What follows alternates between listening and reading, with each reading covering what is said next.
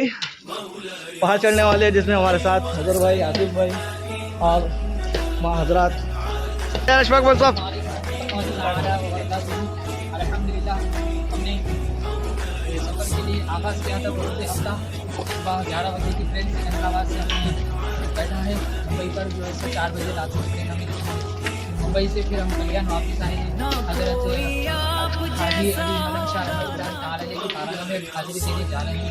الحمدللہ اتنا بڑا پہاڑ کے اوپر اتر رہا ہے، ابھی کچھ لمحات میں آپ حضرت کی زیارت سے مشرف ہوں گے انشاءاللہ تعالیٰ۔ اللہ تعالیٰ سب کی دعاؤں کو حضرت کی بارگاہ کے وسیلے سے قبول فرمائے، آمین۔ آخر دعوانا الحمدللہ رب العالمین۔ السلام علیکم ورحمۃ اللہ تعالی وبرکاتہ۔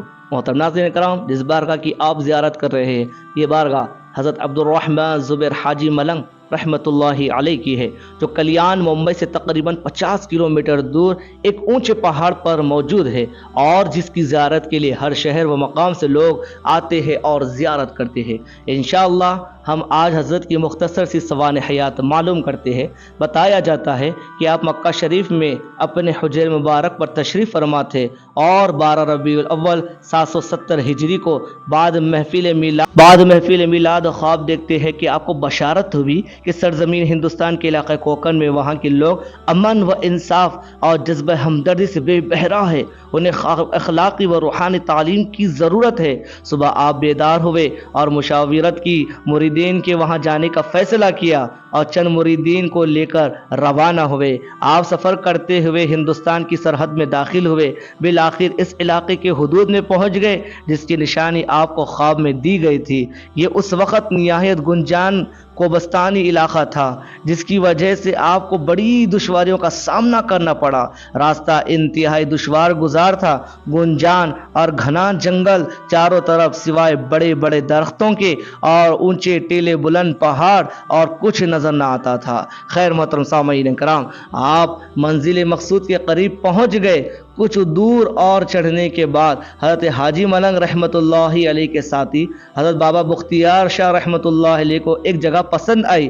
انہوں نے سرکار حاجی ملنگ رحمۃ اللہ علیہ سے کہا، آپ اگر اجازت دے تو ہم یہاں پر رک جاتے ہیں۔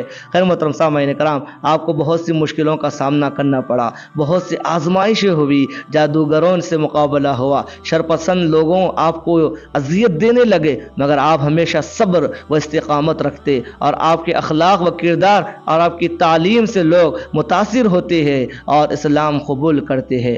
اور راجہ نیل جو وہاں کا بادشاہ تھے، اس سے بھی آپ کا مقابلہ ہوا، اور وہ بہت کوششیں کرتا رہا۔ اس کے علاوہ راجہ نے اپنی بیٹی کا استعمال کیا جو بہت خوبصورت تھی، اور جب راجہ کی بیٹی حضرت حاجی ملنگ سرکار رحمۃ اللہ علیہ کے پاس آئی، تب اس نے دیکھا تو اس پر ایک عجیب کیفیت طاری ہو گئی۔ آپ نے اس کے ساتھ بہت ہی مشفقانہ سلوک کیا اور بیٹی کے نام سے یاد کیا۔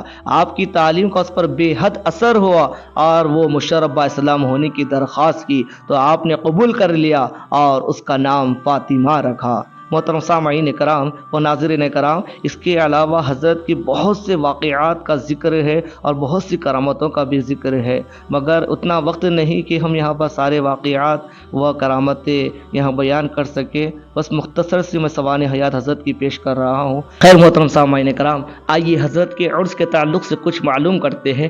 آپ کے مزار مبارک پر ہر سال عرس ہوتا ہے۔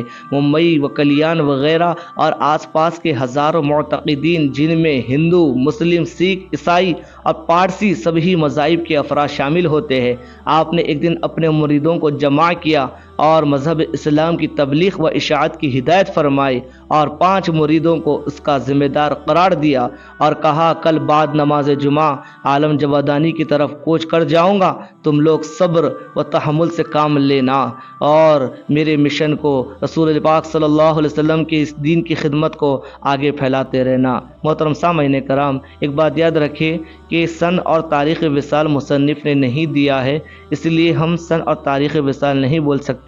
آخر میں بس یہی دعا کرتا ہوں کہ اللہ تبارک و تعالی اس ولی کے صدقے ہم سب کی روزیوں میں برکت عطا فرمائے، ہم سب کی حاضری کو قبول و مقبول فرمائے، آمین بجاہ طہ و یاسین و صلی اللہ علی محمد صلی اللہ علیہ وسلم، وآخر دعوانا الحمد للہ رب العالمین۔